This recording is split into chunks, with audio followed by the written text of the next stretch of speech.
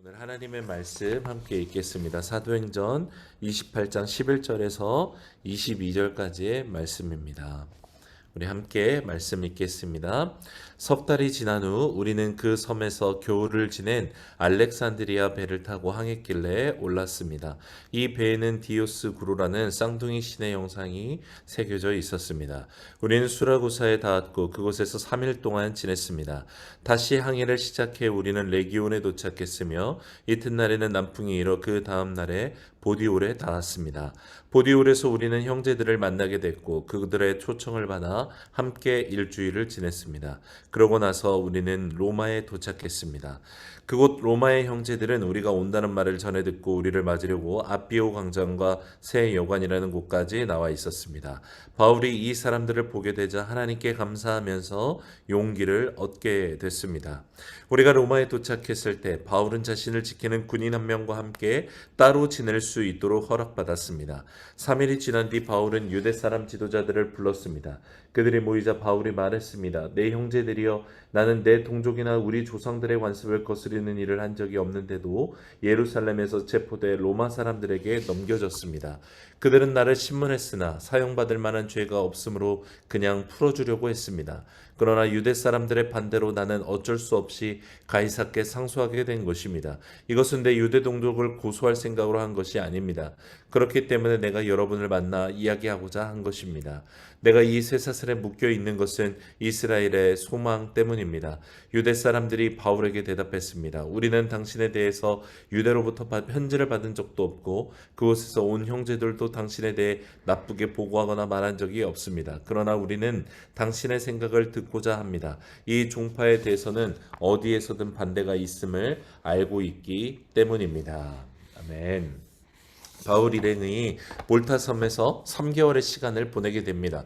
겨울철 동안 항해를 할 수 없었기 때문에 그 시간 동안 어쩔 수 없이 몰타 섬에서 보내게 된 것이죠. 그리고 이제 다시 알렉산드리아 배를 타고 로마를 향한 항해길에 오르게 되었다라고 말씀합니다. 그렇게 이탈리아 본토 가장 남부 쪽인 레기온을 거쳐서 보디올이라는 곳에 도착했다라고 오늘 말씀하죠. 보디올은 우리에게도 잘 알려진 이태리 남부 도시인 이 나폴리의 바로 서쪽에 있는 항구 도시였습니다.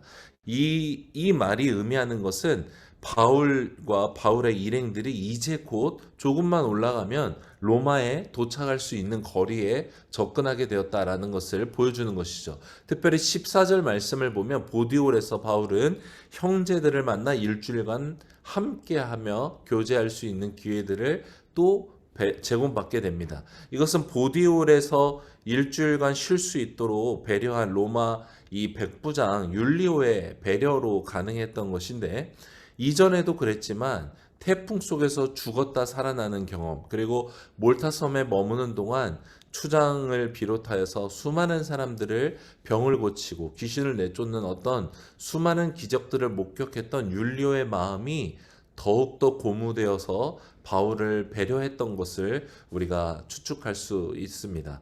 또 놀라운 것은 보디올에서도 바울을 영접하고 바울을 위로하고 용기를 줬던 믿음의 형제들이 있었다는 것입니다.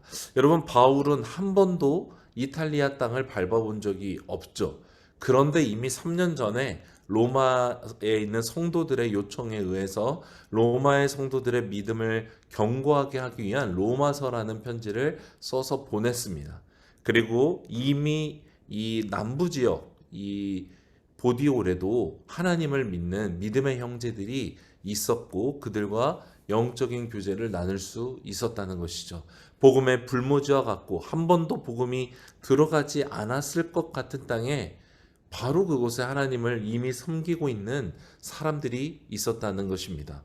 저도 생각해 보니까 아부다비에 처음에 와서 놀랐던 적이 몇 번 있습니다. 사택에 처음 들어가는데 안내하는 직원이 저보고 너가 목회자라는 것을 이야기를 들었다 라면서 먼저 인사를 하는 거예요. 그러면서 하는 말이 자기도 목사다고, 주중에는 일하고 주말에는 우간다 자기 인종인 우간다 교회 목회자로 예배를 섬기고 있다라고 말하는 거예요. 또 하루는 집 아래에 있는 카페에 갔는데 일하는 이 아르바이트하는 직원이 위대하신 줄 아는 찬양을 부르면서 막 일을 하고 있는 거예요. 손님이 저밖에 없는 상태였는데 굉장히 그 찬양을 들으면서 또 놀라기도 했습니다. 또 언젠가는 아파트에 있는 짐에 가서 운동을 하는데 어떤 그 흑인 여성이 가족들이었는데 가족들이 단체로 하나님을 찬양하라라는 티셔츠를 입고 운동하는 것을 본 적이 있습니다. 저는 이곳에 오기 전에 저뿐만 아니라 사실 저희 가족들, 주변 사람들, 또 성도님들도 아마 비슷했을 것인데 이슬람 땅에서 복음에 불모지고 신앙의 어려움을 겪을 수도 있겠구나, 박해가 있을 수도 있겠구나라고 생각했는데 하나님은 이미 이 땅 가운데 하나님의 선교, 하나님의 일을 행하고 계셨다라는 것이죠. 여러분, 바울 당시의 로마는 전 세계에 가장 강력한 세력을 뻗치고 있던 강대국이었습니다. 황제를 또 신으로 섬기는, 우상을 숭배하던, 그래야만 살 수 있던 때를 살던 곳이 바로 또 이탈리아였습니다.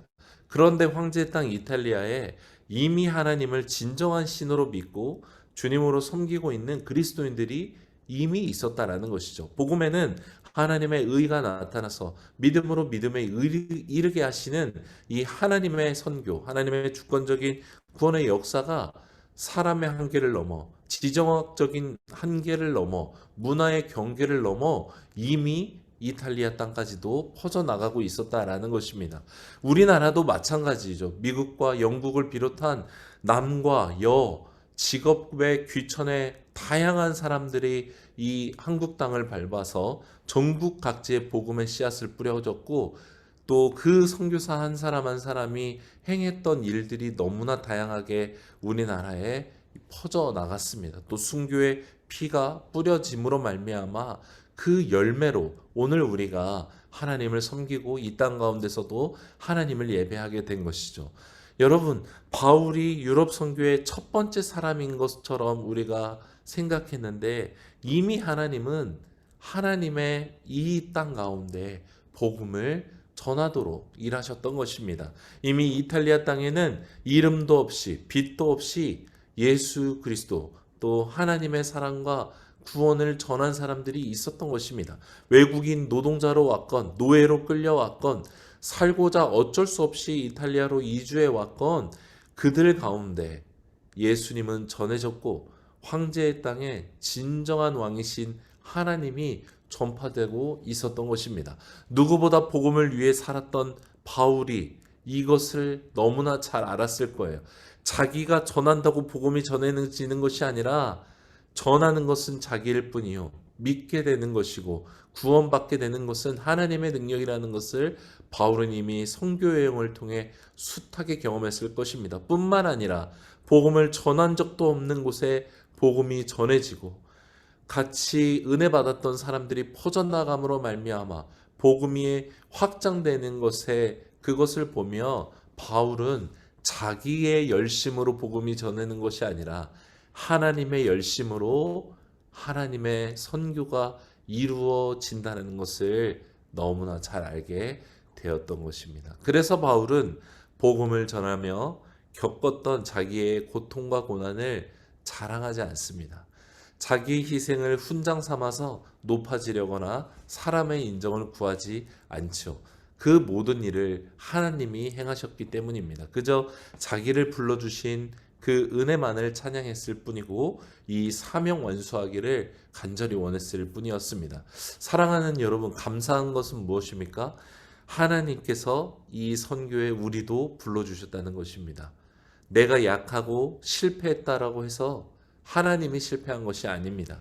여전히 흔들리고 어려움에 겪고 육체를 쫓는 인생 가운데서 벗어나지 못하는 것 같을지라도 하나님은 우리를 이 선교에 불러주셨고 우리를 통해 하나님의 사랑이 흘러가게 되기를 원하시고 계십니다. 넘어질지라도 약할지라도 복음에 순종하는 한 사람이 바로 바울인 것이고 그곳이 로마가 되는 것이죠. 오늘 우리의 삶의 자리가 바로 로마이고 우리가 바로 바울로서 살아가는 것임을 기억하게 되기를 원합니다. 복음만을 위해 살아가는 저와 여러분 되기를 소망합니다.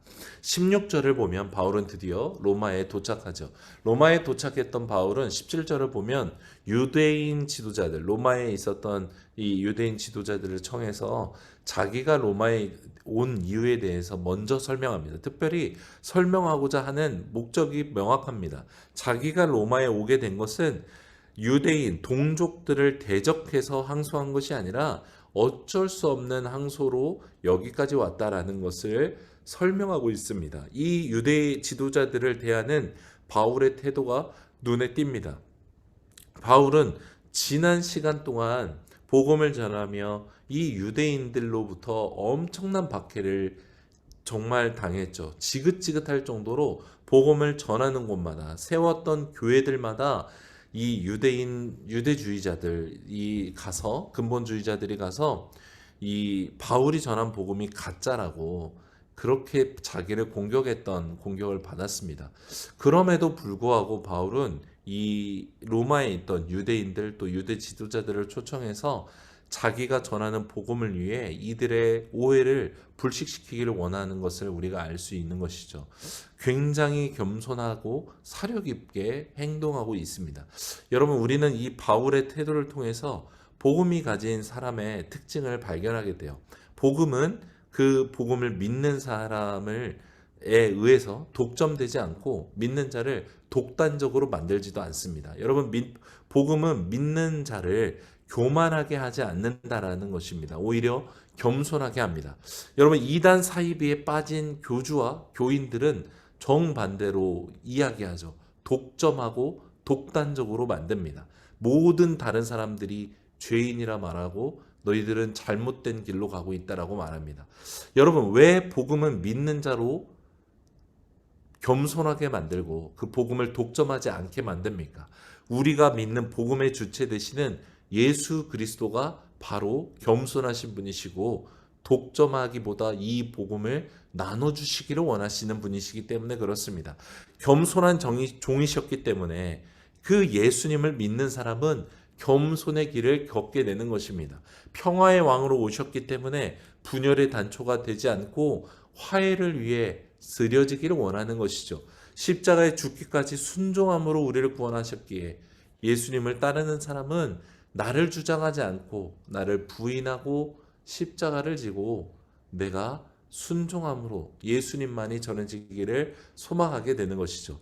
여러분, 이 예수님을 믿으면 믿을수록 예수님 안에 거하면 거할수록 우리를 싸고 있던 독단과 교만과 독점과 그런 나를 위하는 마음들, 이 죄악의 힘들이 힘을 잃어가게 되고 나누고 싶고 낮아지게 되고 무명한 자가 되기를 소망하게 되는 것입니다.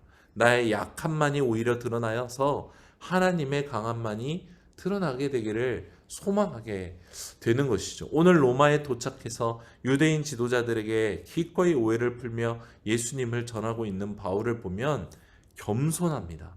먼저 손을 내밉니다.